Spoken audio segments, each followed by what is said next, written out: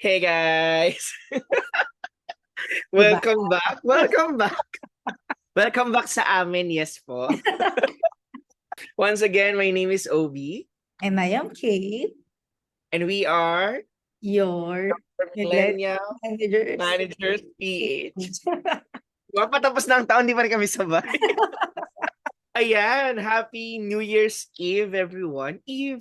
So, one day before the year ends, and we're here to reminisce yung mga highlights ng 2024 and yung mga siguro biggest lessons for 2024 True, and true. what I'm looking forward for the new year kasi 'di ba usually naman whenever we start a year it's a time for us to reflect, to plan our lives, 'di ba? So that's why we decided to have this episode really just before the year end. So I think we can start, no? Most recent highlight muna siguro, yung naalala mo pa nung before tayo huling mag-record. Yung And I pinaka mean, after nating huling mag-record, ano yung mga highlights for the recent happenings in your life? Well, alam mo talaga. Siguro yung sa akin personal milestone. Siguro kasi 'di ba I previously shared na mahilig ako maglakad for my sanity. So parang recently I was able to do 25,000 steps for a couple of days na parang wait lang, first time kong gawin yun. Parang dati hirap na ako yung 10K steps, ganyan. Kasi di ba yun yung usual na sinasabi nila na parang at the baseline, kung gusto mo ng healthy living, yun yung gagawin mo. Pero after nung parang nag-hike kasi kami, pumunta kami sa Laguna, sabi ko, hala, kaya ko palang maglakad ng 8 hours straight. So parang from there, tinry ko. Tapos yung 25K steps, during the past few days, nagagawa ko siya. Tapos parang, kasi I find somehow, Christmas, parang a difficult period for myself.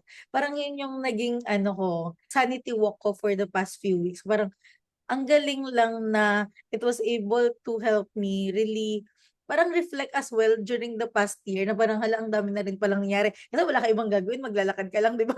Parang kumbaga yung utak mo naka-focus lang dun sa moment na okay, sige, kailangan ko matapos tong long walk na to kasi ang tagal pa bago makakauwi. So yun. Yung parang on top of everything ng mga socializations, yung mga gathering and the like na parang syempre with your friends, with your family, expressing your gratitude to the people that have helped you parang survive the year in a sense. Pero yun, parang personally, grabe. yung 25K steps talaga parang wala, parang feeling ko binago niya ako.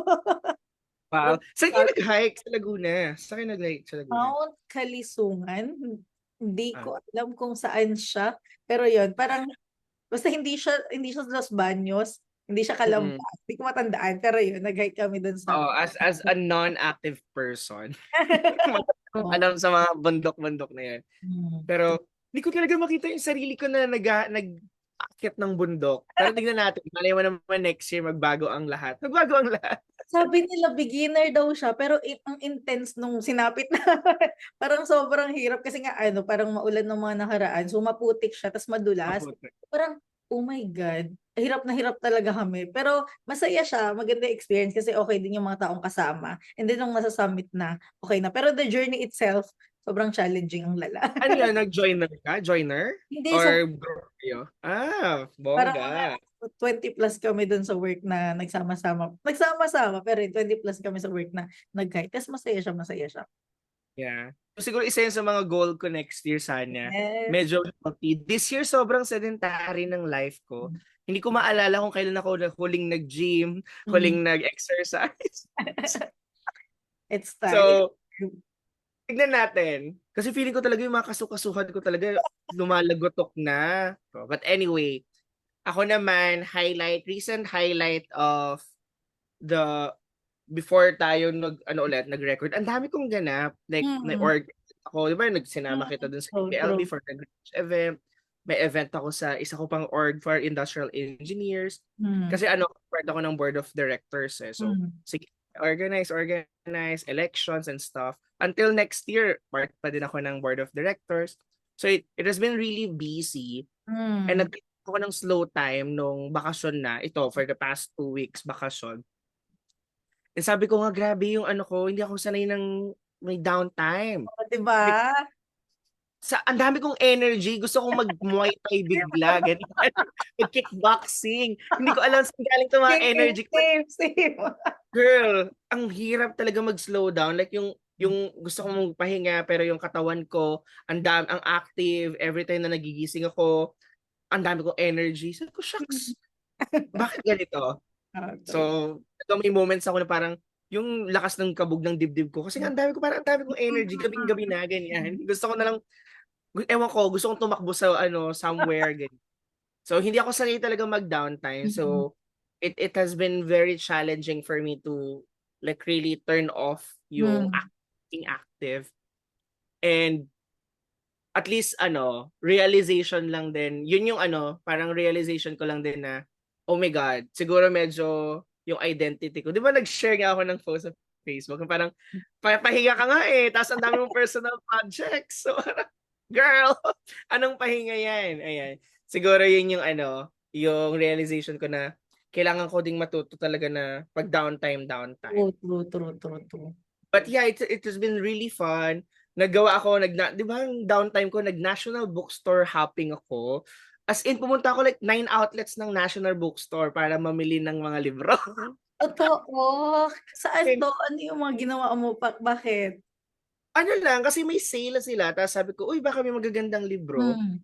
Pumunta ako sa SM Fairview, sa Fairview Terraces, sa Robinsons Novaliches, hanggang SM North, Trinoma. Anong hinahanap mo? Wala akong specific na hinahanap. Hmm. Pero basta naka-sale, less than 300. So yan, ko. It has been very refreshing kasi mag-isa lang ako. So natuwa naman ako, nakaka-relax siya. So siguro hanap ako ng mga ganong activity na medyo related pa din sa mga passion ko pero like an upgrade or yung lalabas as in lalabas ka, may pupuntahan ka. So, mga ganong activity. Na-enjoy ko siya. Tapos nanood ako ng isang MMFF kasama yung family, ganyan. Nanood kami uninvited. Ah. So, patayan pala yun. Naloka ako. It's not family friendly. Nakakaloka. R16 kasi siya eh. So, pero it has been, it has been a very restful uh, past week. Hmm. And very thankful na may ganong privilege ako mag-turn off ng work. Kasi True. syempre, di ba, hindi pa lahat ganun yung Hmm. situation. So, True. yeah, that's the highlight of for the past few weeks. Pero Anyway, speaking of work, looking back, ano uh, naman yung parang mga naging biggest parang lessons mo professionally and personally? Syempre, bilang ang dami rin nangyari, di ba? Parang ano yung mga pinakang tingin mong tumatak sa'yo for this year, OP? sobrang dami. Actually, inisip ko nga nung pinag-uusapan natin mag-record. Syempre, 2024 year end. So, for sure, it's looking back, ganyan. Tapos pag 2025, ang pag-uusapan natin yan, mga feng shui. Charot. Hindi. Horoscope, anong lucky number, ganyan. Hindi. Stations, gano'n. Iniisip ko lang, this year, ang dami kong sinimulan na stuff. Like, nag-start ako ng book community, engagement, nagkaroon ako ng mga passion project like this one, nag-start ako ng part-time job. So ang dami kong sinimulan which actually makes me realize na sa dami ng gusto kong gawin, parang kailangan ko ng focus kung ano ba talaga yung ito personal muna. Kailangan ko ng focus ano ba talaga yung gusto ko like in the long run. Medyo feeling ko lang medyo short-sighted yung mga actions that I took this year na parang in the long run, parang gano'n, hindi ako masyadong nag-isip ng long run this year. Puro, sige, banat. It's fun, but now that I'm like reflecting, I was like, tama bang dito ko in-spend yung energy ko, yung time ko, yung money ko, yung mind ko?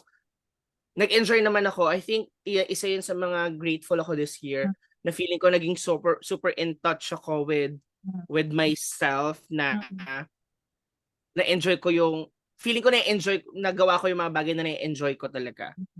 It's just that nakaka-pressure lang kasi nga next year tatanda na naman ganyan. So siguro yon realization na importante pa din that you have like long-term plans and goals for yourself. And syempre ako ngayon na ano na, may boyfriend, may family, iisipin mo na ano ba plano mo in the next 5 years kasi syempre dapat towards doon yung mga actions na gagawin. So that's my one of my greatest learning. And yun pa din eh, hindi naman nagbabago eh, yung learn to say no to things Oo. na feeling mong hindi nagre-resonate with you. Kasi lagi naman natin na pag-uusapan eh, importante yung internal and Mm. external alignment na kung ano yung nasa puso mo or ano yung nasa isip mo, yun din dapat yung ginagawa mo at lumalabas sa bibig mo. Kasi Agree. pag may disconnect, it causes internal Mm. struggles din talaga. So, yun talaga, kailangan mong mag-say no sa things na hindi nag-a-align sa mga gusto mong gawin. And Mm. I think I still really, really need to practice those. Mm. And yeah, pero wala naman akong Yeah. regrets for the year. Mm. It's just True. that next year I wanted to like focus more on long-term Mm. plans, ganyan. Mm. Kasi syempre pag-iipunan mo, True, ganyan. true, true.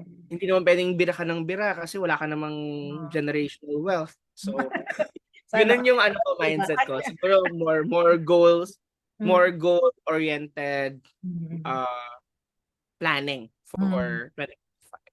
Ikaw Ganda. ba? What's your like biggest lesson for the year 2024? Ako naman, kabaliktaran nung sa'yo. Kasi yung sa akin, parang I tend to really do long-term planning o parang ito yung gusto ko in the next years and the like. Parang this year, natutunan ko lang na to stay present in the moment. Kumbaga parang feeling ko mas naging focused ako kung ano yung current na nangyayari. And also help me both professional and personal. Kasi professionally, parang feeling ko it helped me become more self-aware. Tapos feeling ko mas naging straightforward ako in terms of communication. Parang alam mo yun, dahil mas alam ko na dapat focus ako in the moment. Hindi na ako yung parang pa-jump into one another. Parang medyo mas may clarity na yung utak ko, I would say, as compared before na lagi akong anxious, laging kailangan ano mangyayari in the next in the next period, in the next time. Parang ang dami kong kailangang isipin. Pero this time parang sige, ito muna tayo.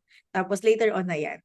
And then in terms of personal naman, ayun na parang feeling ko mas naging masaya ako kasi nga parang ina-enjoy ko lang kung ano yung meron at the current time. Parang it is what it is.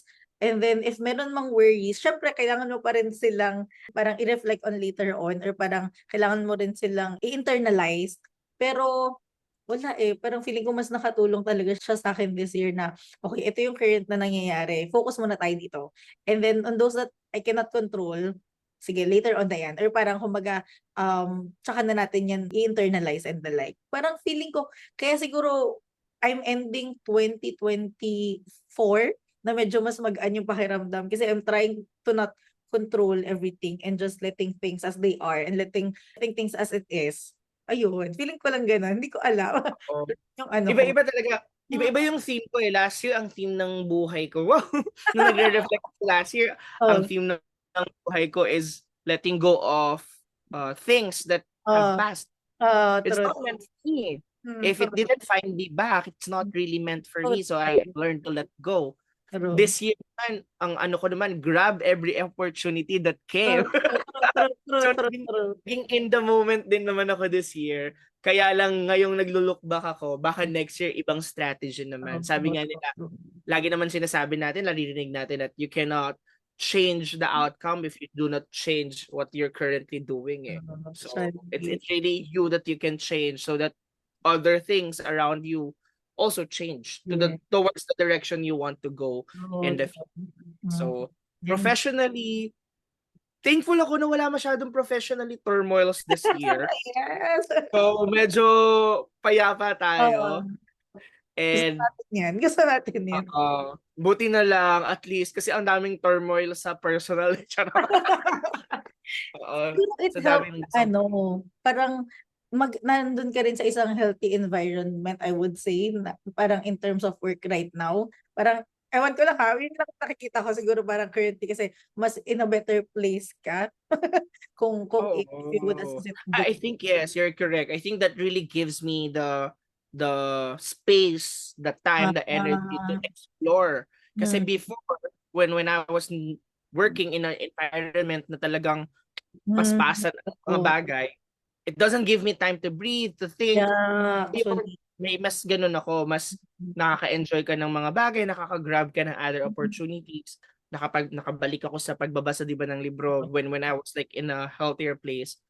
And yes, it's really important that work-wise, environment-wise, that you're in a place wherein you can still explore your personal goals. Dapat Mm. aligned pa din with what Agree. you want to True, true. do in the Oo, future. So tama. yeah, really, really thankful for work this year. Yes, mga thankful sa mga current kumpanya nila. Correct! Oo nga. Next year, tignan natin. Pero yeah, speaking of next Hmm. year, siguro Hmm. ako naman yung unang sasagot. Mm. Ano ba yung mga plans ko to Oo, true. thrive, Mm. for 2025, Mm. personally and professionally?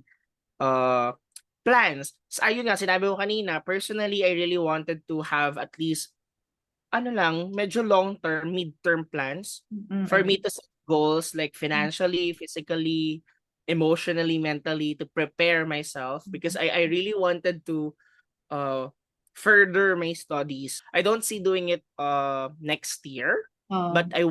I want to start planning for next year. Like ano ba talaga yung gusto kong track to go kasi ang dami ko talagang gustong gawin. Like sabi ko baka mamaya mag-law ako, mag-CPA ako, mag-ganito, mag-ganyan ako. Ang dami. So I need to really sit down, then plan the year. That's one, like advanced planning for the next year kasi ang daming gastos. And professionally naman, I wanted to really focus on, feeling ko kasi nagpa-plateau yung pagiging leader ko, like manager ko. Nadating ka sa point na parang, wala na akong ginagawang something special, Oo, something unique. oo. I wanted to explore and still improve my skills as a manager to ensure na yung team ko is getting the correct Mm. and then the enough management that they need and of course they deserve as well. Na-affirm lang siya this year. Matagal ko naman nang alam na ang center ko is always people. Na-affirm lang talaga this year na kung saan man ako mapunta, I always tend to attract people Oo. and I always tend to organize and lead people. Kahit saan ako ilagay, like sa book community, sa ganito, sa ganyan. Oo. I always attract people that, put their trust on you to lead them, ganyan. Mm. So talagang yun, na-affirm siya this year na leadership and people is really one of my core in Mm. terms of like life. And Mm. next year, I want to equip myself to better serve yung core na yon, yung people core ko. So, gusto kong mag-improve sa mga knowledge, sa skills, work-wise, personal-wise. And yun yung isa ko sa mga plans next year to thrive professionally and personally. Uh, yeah, excited for 2025. Gusto ko yung ano, sinabi mo na parang nagpa-plateau ka in terms of a leader. Kaya gusto mong parang to step up further or parang kumbaga to work on something na parang matry na mag-change yun ulit. Ang ganda. Yeah. Ganda. Kasi ang hirap eh. Panaramdaman mo naman yan pag wala ka naman siya. Oo. As a Mm. manager, as a leader, mararamdaman mo talaga siya pag wala ka nang ginagawa to like shake things up. Mm. So medyo guilty ako dyan this year na parang wala na ako masyadong focus sa pagiging manager. So Mm. we'll see next year kung paano siya improve. Babalik Ikaw at ba? babalik talaga yung pagiging bida-bida natin. Parang Oo, hindi no, hindi talaga siya mawawala eh. Ayun na yun. Kung ang people at leadership ang core ko, ang pagiging bida ay identity ko na talaga. Oo. Ito yun eh. Oo. Hindi mo Diba? na yung matatanggal. Ganda. Siguro ako naman I'm thankful na parang nearing the end of the year, ang daming nangyari sa buhay ko na ang dami ko ring na-realize. Syempre yun nga, on top of staying in the moment, for 2025, I also want to intentionally set yung mga goals ko, pero doing it with parang faith, hope, and love in 2025, di ba? Parang feeling ko during the past period, parang nagkaroon din ako ng spiritual journey. Hindi ako talaga, parang hindi ako yung pasabihin mong very religious na person. Pero, syempre, I think I had encounters na parang allowed me to go back to focus on that aspect of my life na ang prayer ko for 2025 is that, Lord, I know that you have plans for me, but I hope you consider my plans too. Di ba? Parang alam ko naman na syempre, if it's not his will, I'd still accept, pero sana ma-consider pa rin yun. Parang yun lang. Excited lang ako for 2025 kasi meron lang akong mga personal and professional plans na I think are aligning. And hopefully, sana tingnan natin if it would work out. Pero yun, parang intentionally really planning ahead 2025 and praying. Kasi syempre hindi mo naman pwedeng mapilit eh. Ito yung gusto ko, ito yung gusto ko dapat mangyari to. So para if hindi man mangyari, at least mas maluwag sa puso mo yung acceptance, di ba? Pero yun, excited ako. Parang, I think 2025 is kind of a big year for me. Pero ayoko rin namang i-pressure yung self ko na pag hindi siya nangyari, madidevastate ako in the life. It's more of like, Yeah. in the moment na ito yung gusto ko, pero if not, we'll see what will happen next. Alright eh. So, sobrang ano yan eh. It's one of the skill talaga na lagi ko nire-recommend sa mga nagiging ano ko, nakakausap ko, na mentor ko. Yung lateral thinking wherein you have to think Yan, of yan. another way to go about things. Hmm. Lalo pag yung mga bagay doesn't go well with your plans, you always have to think, how do I go around this? Kasi I think it's a skill. Parang not everyone are capable of thinking of another way when things are not going according to plans. True. And yung pagiging agile talaga talagang yung term, no? Pagiging agile pag may nangyaring wala sa plano, how fast can you like go back on track? How fast can you change plans? I think that's a skill na it's very important, especially for managers. And then if sa personal, pag may mga bagay na hindi nag-go according to our plans, how do we go about it? Yun And na. I think realize ko lang din, strong support system is one of the key things. I think itong Your Millennial Managers, the way we evolve throughout yung nilaunch natin siya nung May, it also helped me stop and reflect. No, it has been one of my support system in terms of alignment. Parang ano na ba nangyayari sa buhay, check-ins. Sobrang importante ng check-ins, that you have someone that you can check in with. Ano ba nangyayari sa buhay natin, ano bang plano natin, what we're thankful for, ano ba yung mga lessons na gusto nating i-further discuss. Kasi whenever you discuss things, may mga lumalabas na other perspective. Yes. And it has been one of my grateful bucket yung Millennial Managers PH. Sobrang. So I hope for the listeners also. Ang dami kasing nag-message sa akin. Pero nakikita ko ngayong gathering season, 'di ba? Nakikita-kita kayo outside the social media, and laging sinasabi, "Uy, nakikinig ako dun sa ano mo ha, sa ano niyo ha, podcast niyo ha." Ganyan, nakakatuwa. It really helps. So at the same time, this podcast also really helped me reflect and talagang move forward every week. So thank you sa mga listeners and sa mga sa'yo Kate, for doing this, for being on board dito sa ganap na. It's really a grateful year for me professionally and personally doing this Your Millennial Manager PH. So siguro yon, before we go about 2025 plans, I think I want to focus the discussion. What are you thankful for, like quickly, from 2024, and then chunks of plans? Isa sa mga gusto mong bilang accountability. Ayoko maging accountable. Ayaw maging accountable. Pero just throw it into the winds para lang ma-manifest. Siguro for me, thankful ako definitely. Parang this year kasi ang dami kong taong nakilala. Ang dami ko tuloy events, di ba? Parang at the end of the day, na-realize ko na I'm a very extroverted person, na I tend to have more energy whenever I'm around people and whenever I get to socialize.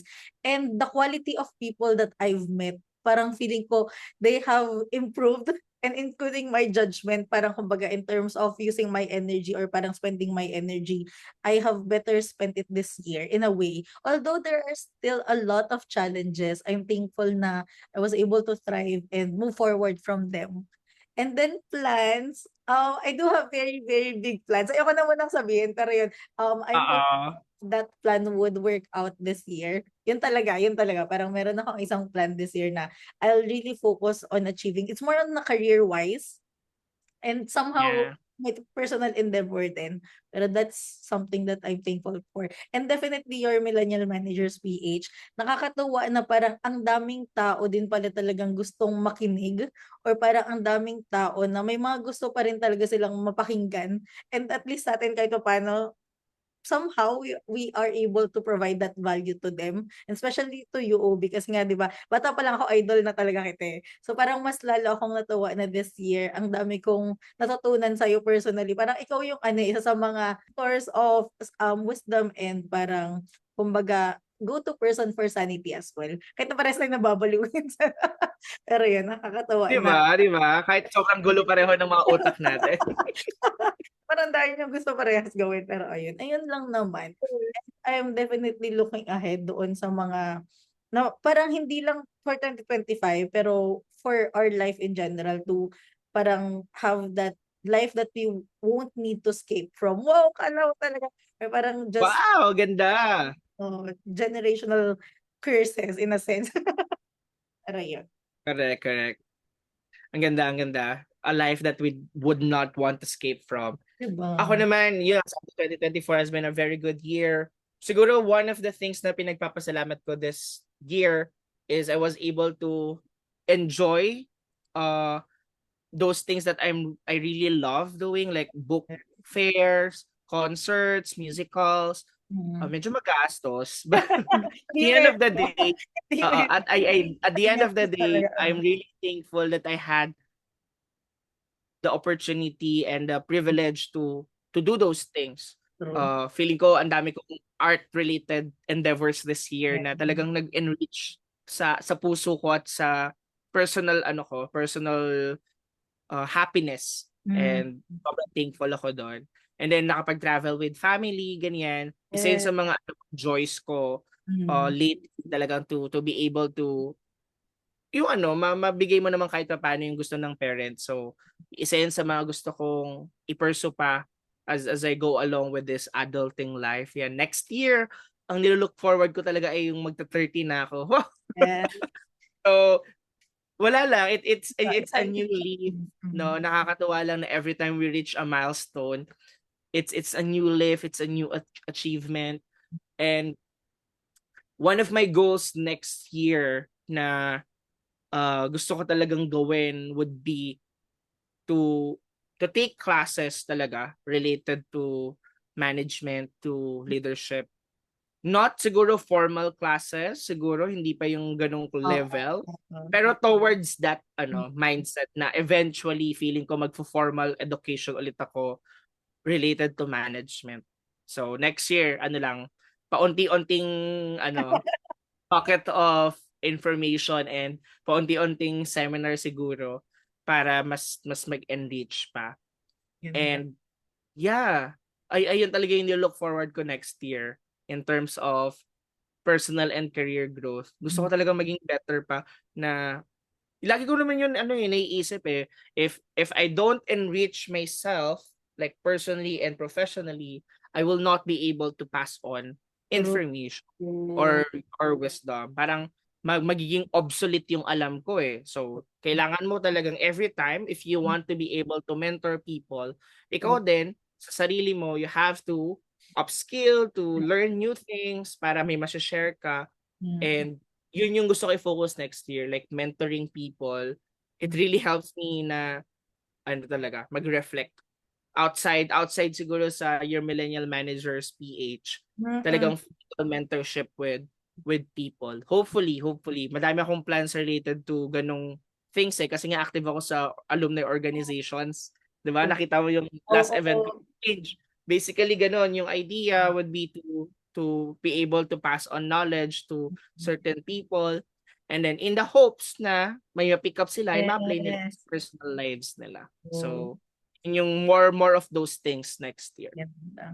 Totoo. Actually, ang ganda nun yung parang just really trying to parang provide value. Kahit na, hindi ko alam kung people pleaser lang ba talaga tayo. Pero, kumbaga siguro nasa core na rin talaga natin na we really do things intentionally. Parang, hindi ko alam parang ang hirap lang din na may gagawin ka lang just because. As in, Yeah. parang yun lang din yung nakikita ko na if halimbawang may gagawin tayo, parang gusto natin na it's something na magiging fruitful din for other people and not just for ourselves. Siguro we find satisfaction or fulfillment from doing that. And I guess it's something that makes us happy. Katuwa. Yeah. Kagabi, habang nag-i-scroll ako sa Bookstagram, may napanood akong video. I think it's a book about a Broadway actor by Oo. Ethan. And then yung life niya as a Broadway actor sa ibang bansa, and then yung mga talented people, and then yung nagre-review, may pinost siyang question kasi as human being we tend to attach ourselves to things that we do Ah, becomes our identity. ah, Like for example, him as a Broadway actor, he puts his life and his identity for that thing kasi people say na ang galing mo. So ang normal course of things would be to better yourself and put everything you have para mas ma-improve ba yung craft na yon. And then may pinost siyang question, yung book kasi yun yung tinatackle. What if itong bagay na to is taken away from you? ah. Sino ka na? Ano ka na? Ano ng identity mo? And it made me like really sad and at the same time reflect if I'm putting too much identity and personality towards things that people affirm. So siguro isa yun sa mga gusto kong i-explore for next year din na paano ibabalance yung not putting too much of yourself but also being able to forward yung plans mo, no? Kasi ang hirap nga din naman. Iniisip ko nga ako din parang ganun din naman ako, tendency ko pag may nagsabi na, "Oh, galing mo naman sa ganito." You True, tend to na you true. tend to gravitate towards those things para mas maging magaling ka pa. Mm. Pero oo nga no, pag nawala 'yon, ano na? What's your true identity? So, yun siguro isa yun sa mga gusto kong question to ponder upon as I go along, like reflect for 2024 and plans for 2025. Magjo-journal pa din ako, tuloy-tuloy pa din ako magjo-journal. Hindi ko tatanggalin yon. Nakita ko yung mga book, planner kong luma. Ano pa ko ng documents. 2024 pala ako nag-start mag-planner. Oo. So, nakakaalam na I was able to sustain it for a decade Mm. and will continue to do it. And then siguro add other twist para mas maging productive and mas ma-maximize ko yung planner and journaling life. So, it's one of the things I really want to maintain as I go along. Like mag-journal talaga at magplano. True. Actually, yeah. For parang overall well-being, journaling, meditation, and just having that time for yourself. Ayun, ang saya. Ang saya mag-look ng 2020. Hindi ko alam, pero isa yung pinaka-best year for me, yung 2024. Kahit na alam ko maraming challenges, parang at the depth of it, alam ko na naging masaya talaga ako. And I'm hoping na, ayun nga, we be able to carry forward whatever would be parang good for 2025. And if meron pa rin namang hindi masyadong maganda, okay lang din kasi we continue to learn and thrive from them. Oo Ang naman. saya. As long as we find new ways to do it, 'di ba? To work around it. So, yeah, so sobrang thankful. Today nga 31 ngayon, 'di ba? So magmo-journal lang talaga ako, magpaplano lang talaga ako. And magre-reflect lang ako for 2024. So, I'm so excited for 2025. Yeah, and my prayer as well for all our listeners is that hopefully their heart's desires would also be fulfilled this 2025. And I guess that's it for today. Yes, we're wishing you guys a happy new year. Once Yes. again, my name is Obi, And I am Kate, and we are your your millennial Millennial Managers PH. See you next year, everyone. Happy New Year.